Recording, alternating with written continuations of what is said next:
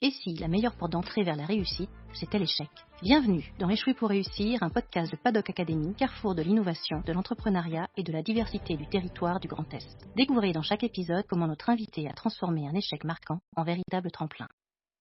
Aujourd'hui, on accueille une invitée au parcours à la fois exigeant et centré sur l'humain. Directrice de l'atelier et de l'école de la deuxième chance, elle a auparavant dirigé la mission locale d'Alsace du Nord. Et puis, il y a une autre facette d'elle, tout aussi révélatrice. Elle nage, elle pédale. Laurence Bricat, bienvenue dans Échouer pour réussir. Bonjour à vous et merci beaucoup pour cette invitation qui m'honore beaucoup et qui en même temps me met un petit peu de pression sur les sujets que je vais vous partager. Alors Laurence, est-ce que vous vous souvenez d'un premier ou d'un succès qui a vraiment compté pour vous, celui qui vous a fait dire « Ok, je suis à ma place, il y a quelque chose à jouer ici, là, maintenant ». Alors, pour répondre à cette question et dans la perspective de cette rencontre, je me suis moi-même posé beaucoup de questions. Échouer pour réussir. Qu'est-ce que ça veut dire échouer ?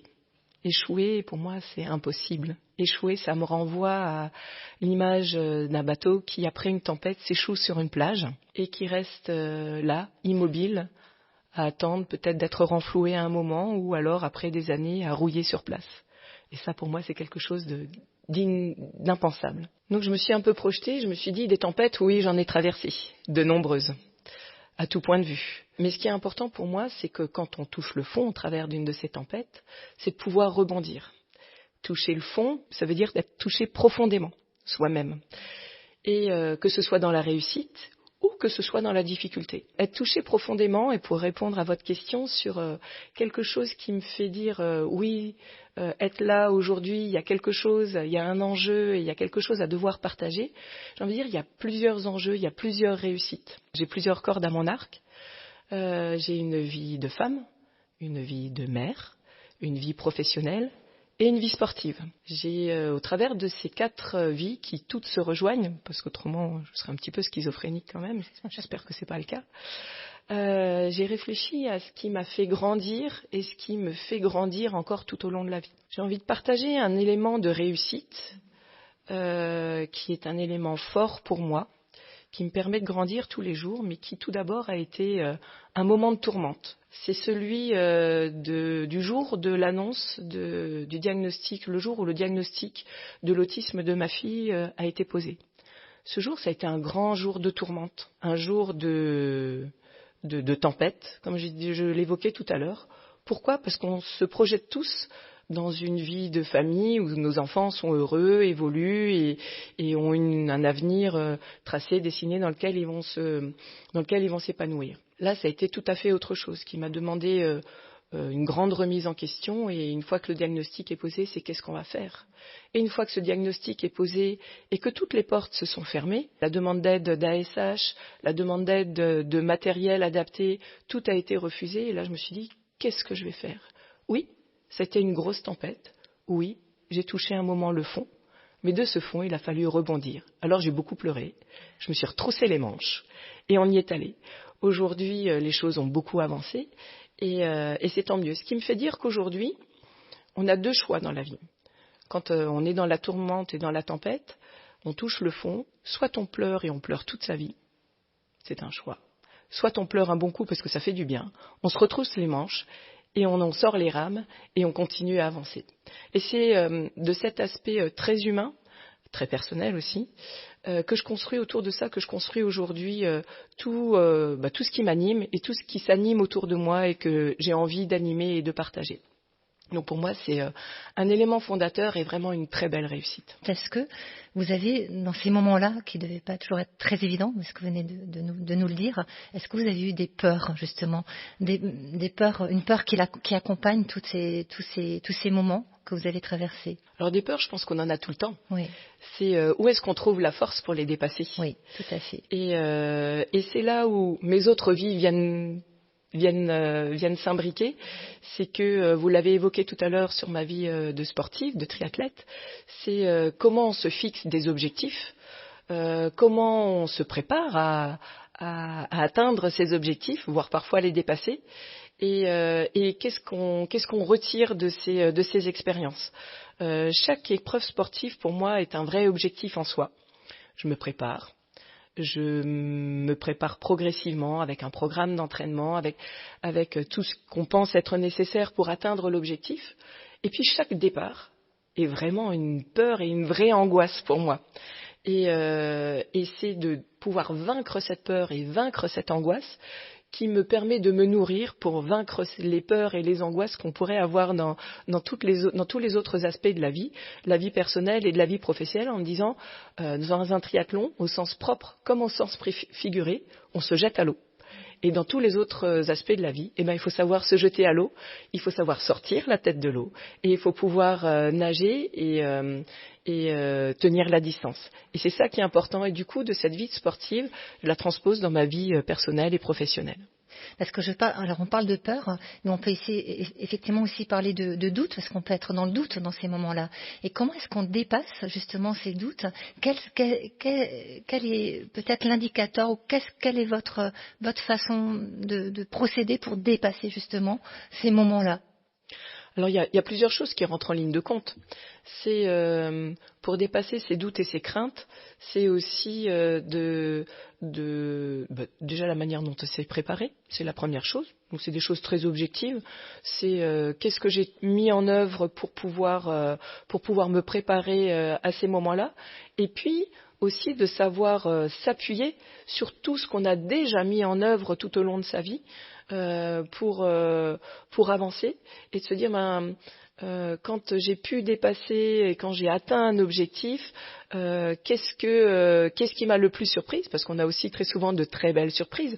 Le parcours professionnel qui est le mien aujourd'hui, c'est quelque chose qui n'était pas du tout dessiné à l'avance.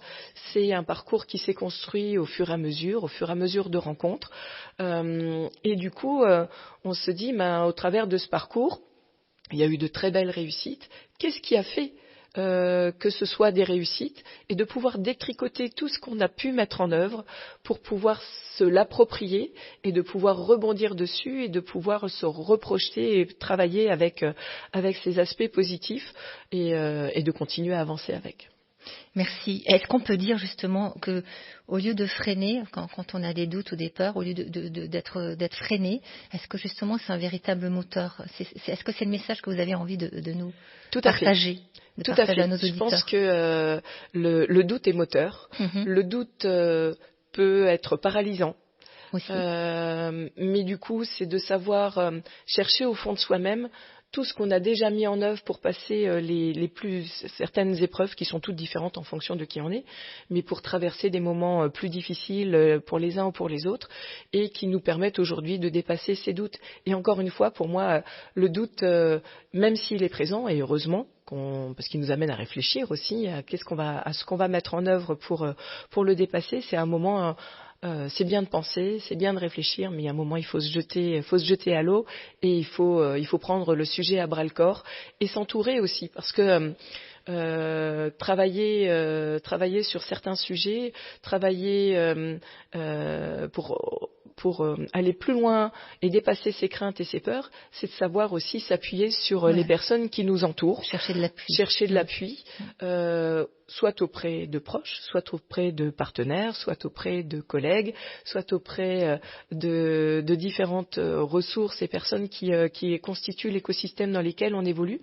Parce que c'est bien de savoir qui on est, mais c'est aussi de pouvoir compter sur les autres et de travailler avec les autres, parce que parfois il suffit juste de pouvoir échanger avec des pairs, d'échanger avec des personnes d'autres horizons, pour que justement on puisse trouver la solution et trouver ensemble des réponses à ce qui nous met le doute aujourd'hui.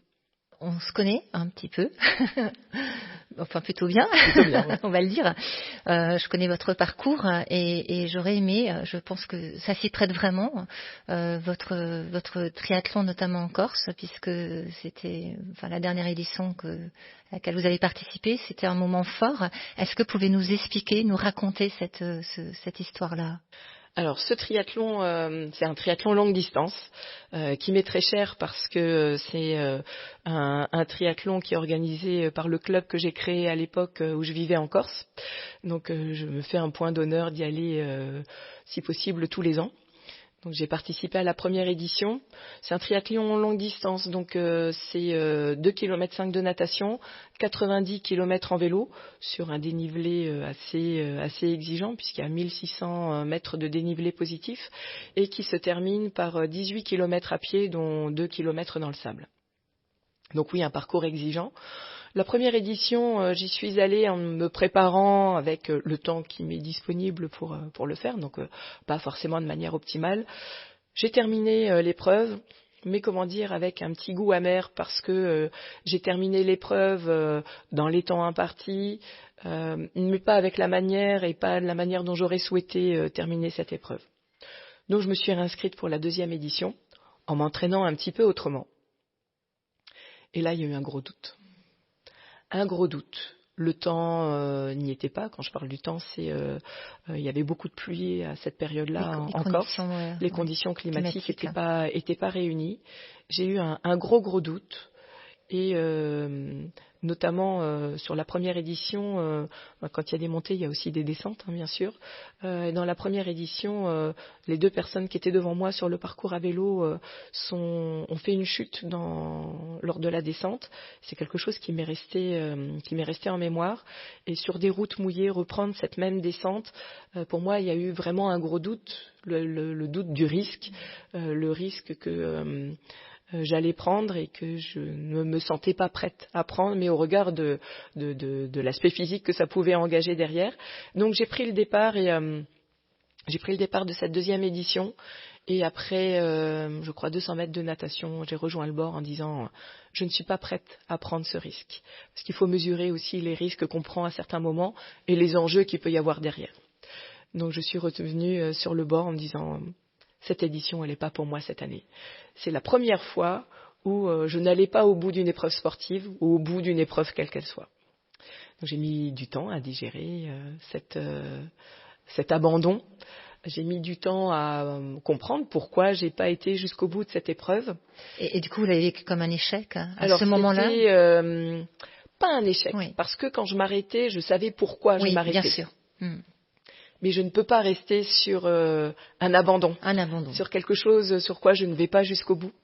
Donc je me suis dit, la prochaine édition, je vais me préparer pour la finir, mais la finir bien. L'objectif était de terminer bien, sans question de temps, de timing, de durée, en voulant partager cette épreuve et ces conditions avec les jeunes qui, eux, s'inscrivaient dans une démarche qui démarrait pour eux, celle de se préparer pour le marathon de New York avec une épreuve sur le long cours aussi. Merci. Et surtout, peut-être aussi rappeler qu'il y avait quelques années qui sont écoulées entre cette première fois et puis cette deuxième fois. Oui, c'est le temps de la digestion. Oui. C'est le temps de la digestion et de comprendre. Pour moi, toutes les tourmentes et toutes les tempêtes sont des apprentissages. Il faut savoir en retirer quelque chose. Et c'est parfois plus ou moins long. Il faut se donner le temps de se dire pourquoi ça a fonctionné, pourquoi ça n'a pas fonctionné, qu'est-ce que j'ai mis en œuvre, qu'est-ce que je devrais mettre en œuvre pour que ça fonctionne mieux, et de repartir du bon pied au bon moment. Oh, mais c'est très inspirant. Je trouve que c'est aussi très évocateur, et pour nos auditeurs, je trouve que c'est intéressant d'entendre ce parcours, puisque quelque part vous nous transmettez un message fort, c'est de ne pas lâcher. Et effectivement, vous parlez d'abandon et pas d'échec. C'est très important aussi peut-être de choisir les bons mots. Et c'est un état d'esprit, effectivement. Vous parlez, ce qui ressort effectivement de notre échange aussi, c'est de cette préparation mentale, parce que le mental, effectivement, l'état d'esprit est très très important aussi.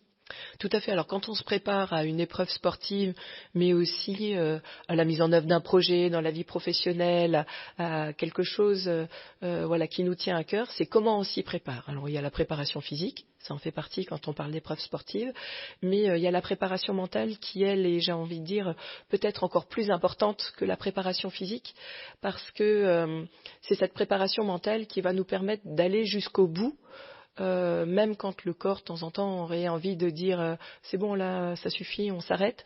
Non, c'est cette préparation mentale qui nous permet d'aller jusqu'au bout. Et je retiens toujours ce qu'un de mes premiers présidents de club m'a dit quand j'ai commencé la discipline. Il m'a dit à l'époque, l'important c'est de durer. Moi, je lui ai dit non, moi je veux gagner. Il m'a dit bah alors, gagne en durant si tu veux, mais l'important c'est de durer. Et c'est une petite phrase que de temps en temps, je redis aussi à mes collaborateurs. Quand on est pris dans un projet, on a envie d'aller vite, on a envie que ça avance, on a envie que ça produise. Et je leur dis attention, faut pas s'épuiser. L'important, c'est de durer et de durer tout au long de la vie professionnelle, tout au long du projet qu'on est en train de mettre en œuvre. Alors oui, on sait qu'il y a des moments où il faut être un peu plus proactif, mais l'important, c'est de durer et de durer bien. Alors, Laurence, si là, tout de suite, vous aviez quelqu'un en face de vous qui n'ose pas aller dans son projet, qui a peur d'échouer, qu'est-ce que vous avez envie de lui dire? Qu'est-ce que vous pourriez lui conseiller? Jette-toi à l'eau. Jette-toi à l'eau et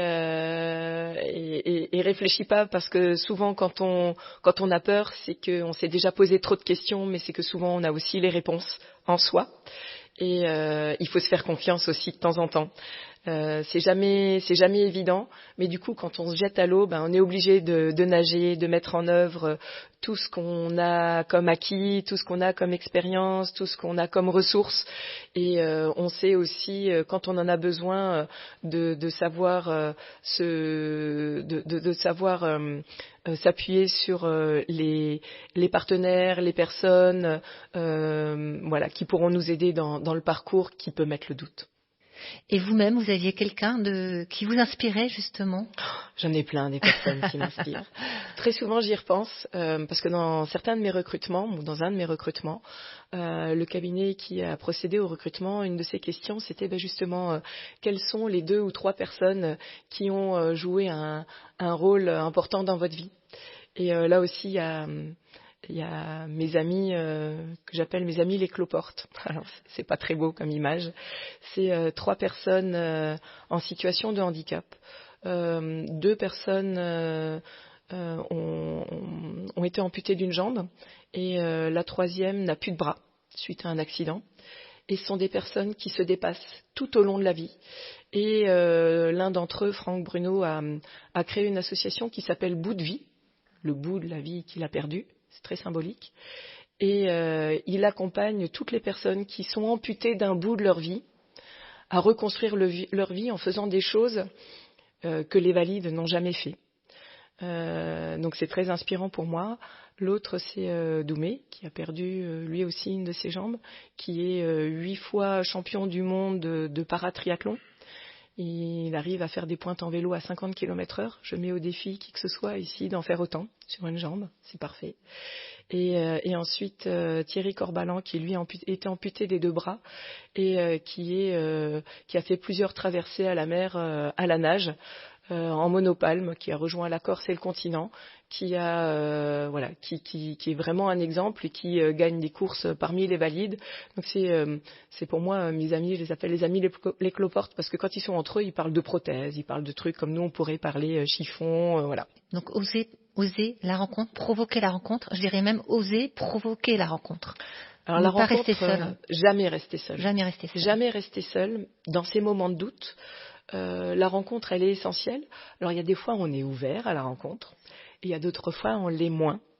C'est aussi parfois dans les moments de doute où il faut savoir provoquer cette rencontre ou accepter cette rencontre.